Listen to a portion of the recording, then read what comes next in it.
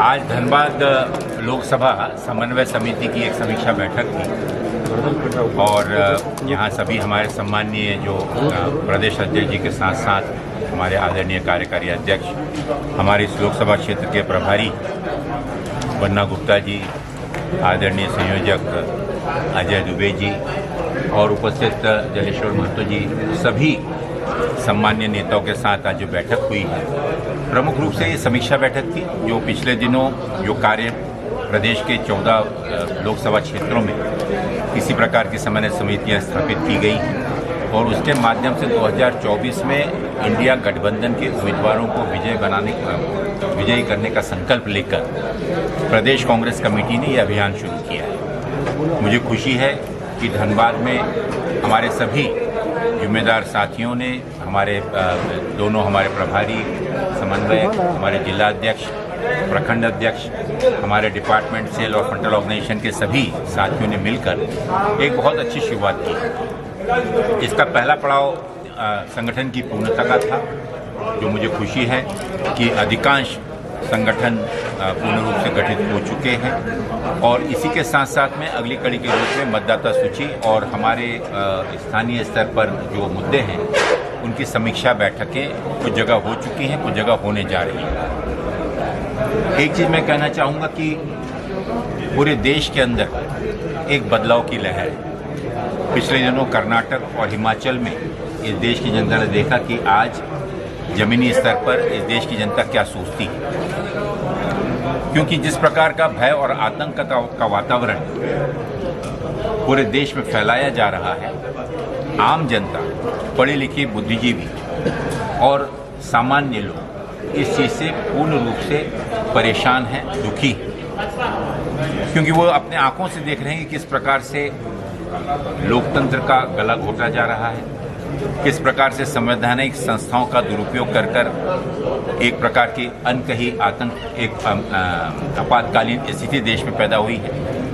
इन सब के पीछे एक ही कारण है कि सबसे बड़ी बात है कि इस देश की बिगड़ती हुई अर्थव्यवस्था और आने वाले दिनों में इस अर्थव्यवस्था को सुधारने के लिए कोई भी माध्यम नज़र नहीं आ रहा है। ना ही कोई नए उद्योग लग रहे हैं, ना कोई ऐसी नौकरी लगने की कोई नई उम्मीदें सामने आ रही हैं और इसका सबसे प्रमुख कारण है कि देश की अर्थव्यवस्था को जिस प्रकार से कुछ चंद लोगों के हाथों गिरवी रखा गया है, ये जहां पर अमीर और ज़्यादा अमीर होता जा रहा है और गरीब और ज़्यादा गरीब होता जा रहा है, तो ये खाई जो बढ़ते जा रही है, ये देश की जनता इसको महसूस कर रही है। जो रुपए की कीमत आज से 8 साल पहले थी, 10 साल पहले थी, जिसमें 1 किलो चावल अगर आता था तो आज उतने ही पैसे में आधा किलो चावल आना भी मुश्किल हो गया और कुछ लोगों के हाथ में इस देश की अर्थव्यवस्था उनके इशारों पे चल रही है। तो इन्हीं सब मुद्दों को लेकर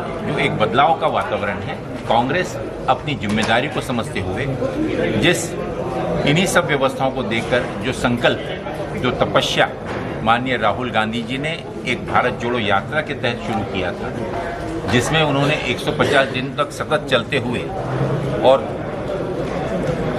4000 किलोमीटर से ज़्यादा की यात्रा पूरी किया था। उद्देश्य मात्र एक ही था कि इस देश की जनता को विश्वास दिलाना कि हर एक ऐसे मौका पर जब देश की जनता अपने आप को कमज़ोर, असहाय महसूस कर रही हो, कांग्रेस उनके साथ खड़ी है और इन्हीं उद्देश्यों को लेकर 2024 के लोकसभा की विजय के लिए ये समन्वय समिति की एक सफलतम बैठक आज यहाँ पर हुई। मैं बधाई देना चाहूँगा प्रदेश कांग्रेस कमेटी को, जिला कांग्रेस कमेटी को, हमारे समन्वयक और प्रभारी जी को कि जिस उद्देश्य से मैं यहाँ पर आया उस उद्देश्य की पूर्ति हुई और आने वाले दिनों में जो टाइम बाउंड समय निहित प्रोग्राम जो दिए गए हैं उसकी पूर्णता कर पूर्ण रूप से इन 14 लोकसभा में कांग्रेस पार्टी कमर कस कर तैयार है भारतीय जनता पार्टी का मुकाबला करने के लिए और उन्हें हम निश्चित रूप से शिकस्त देंगे और इन 14 सीटों पर हमारे इंडिया गठबंधन के उम्मीदवार विजयी। देखिए, बहुत स्पष्ट है कि ये समन्वय समिति है, इसमें कहीं पर भी कोई उम्मीदवार का जिक्र चर्चा नहीं है। राष्ट्रीय स्तर पर इंडिया गठबंधन की समन्वय समिति स्थापित की गई। उस समन्वय समिति के अंतर्गत सभी दल मिलकर और हर एक लोकसभा में उम्मीदवार तय करेंगे। तो झारखंड में कुल कितने सीटों पर लड़ेंगे आप लोग? 14 सीटें हैं, 14 पे लड़ेंगे। इंडिया गठबंधन 14 सीटों पर लड़ेगी। धनबाद आपके खाते में रहा कांग्रेस सीट?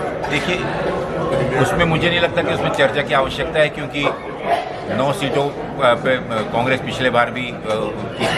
लेकिन अंतिम निर्णय जो भी है उसके ऊपर में ना मुझे कन्फ्यूजन है, ना हमारे मित्र पक्ष को कन्फ्यूजन है। तो इसमें कोई चर्चा की आवश्यकता नहीं है। उम्मीदवारों का तय, और इसके अलावा झारखंड में कोई, लेकिन कई अन्य राज्यों में जहाँ पर इस प्रकार का गठबंधन पहले नहीं हुआ था, वहाँ पर आवश्यक है कि बैठकर। लेकिन इस जो बैठक जो चल रही है, इसी में से कोई नेता उम्मीदवार होगा लोकसभा का, या कोई दूसरा कोई उम्मीदवार होगा? निश्चित रूप से स्थानीय नेता ही कहीं ना कहीं कोई ना कोई, वो तो प्रदेश समिति और राष्ट्रीय समिति तय करेंगे।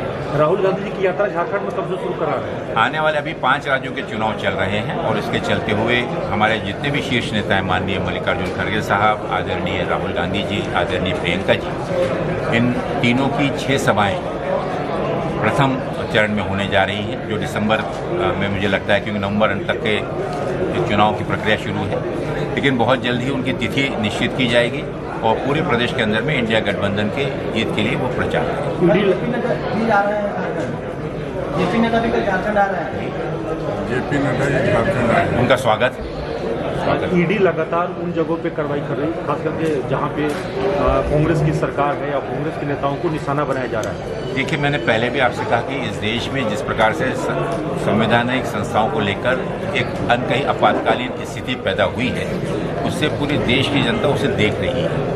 और जितनी भी ये केंद्र सरकार की विफलताएं हैं, चाहे महंगाई की हो, चाहे बेरोजगारी की हो, चाहे अर्थव्यवस्था की हो, चाहे भाईचारा की हो, इन चीज़ों से आम जनता का ध्यान बटाने के लिए कहीं पर ईडी के छापे मारे जा रहे हैं, जहां पर जिन राज्यों में, इन 5 राज्यों में उन्हें निश्चित रूप से मालूम है कि कांग्रेस की सरकार बन रही है और बीजेपी की शिकस्त हो रही है, तो वहां के लोगों को, कार्यकर्ताओं को, नेता को आतंकित करने के लिए उनके घरों में ईडी के छापे मारे जा रहे हैं।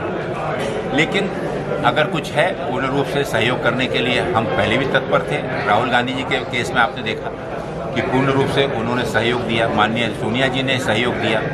उसके बाद में उनके ऊपर में जो मानहानि का दावा कर उनकी सदस्यता रद्द कर दी, उसमें भी उन्हें पूरा सहयोग दिया।